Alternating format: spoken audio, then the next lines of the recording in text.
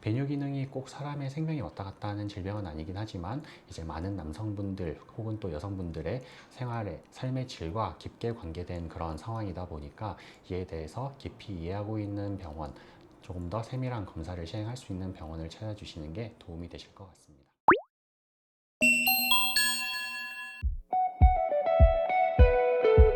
꼭 그렇진 않습니다. 이제 물론 나이가 들어감에 따라서 전립선 비대증이 대부분의 남성에서 나타나고 이것이 원인이 되어 방광 기능 저하라든지 여러 문제가 일어나서 빈뇨 같은 소변을 자주 보는 문제가 생기기도 합니다만, 이와는 별개로 그냥 방광 기능 자체가 떨어지는 일도 생길 수가 있습니다.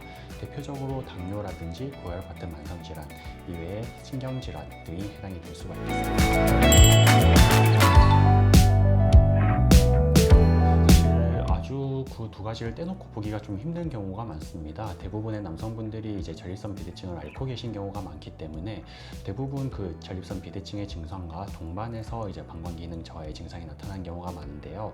만일 이제 전립선 비대증이 없다는 걸 가정하고 생각을 해보면, 전립선 비대증 같은 경우 이제 대표적으로 세뇨라고 저희가 부르는 소변 줄기 가늘어짐 현상이 특징적으로 나타나게 됩니다. 만약에 전립선 비대증이 없다고 하면 이런 소변 줄기에 문제가 없는데 방광에 힘이 떨어진다거나 방광의 소변을 참는 능력이 떨어지는 그런 문제가 생기면서 배뇨 기능에 불편함을 초래할 수 있습니다. 저희 병원 같은 경우 이제 처음 오시면 대부분의 환자분들이 소변 검사, 혈액 검사를 포함해서 엑스레이, 초음파, 특히 경직장 초음파 검사를 통해서 전립선 사이즈나 모양을 확인하는 게 제일 중요하게 생각이 됩니다. 그래서 전립선 모양을 확인을 하고 이제 전립선 비대증에 의한 것인지 아니면 또 방광 기능에 의한 것인지 조금 더 깊은 판단을 위해서 소변 검사 중에 이제 잔뇨량 검사라든지 요속 검사 같은 조금 더 심층적인 검사를 진행하게 됩니다. 전립선이 막히면서 생기는 배뇨 증상과 방광의 근육이, 신경 근육이 약해지면서 생기는 배뇨 증상을 아주 명확히 증상만으로 구분하기는 힘든 경우가 많긴 합니다.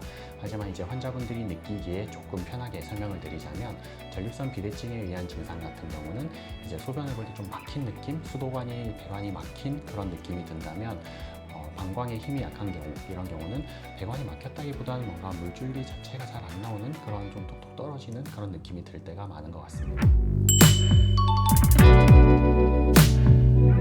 네, 물론 있을 수 있습니다.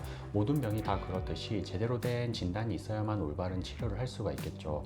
근데 이제 진단부터 좀 잘못이 되기 시작한다면 증상이나 그 증상을 일으키는 원인에 대한 이해가 좀 불충분하게 이루어질 수가 있고, 잘못된, 좀 옳지 못한 방향으로 약을 사용을 할 수가 있게 됩니다.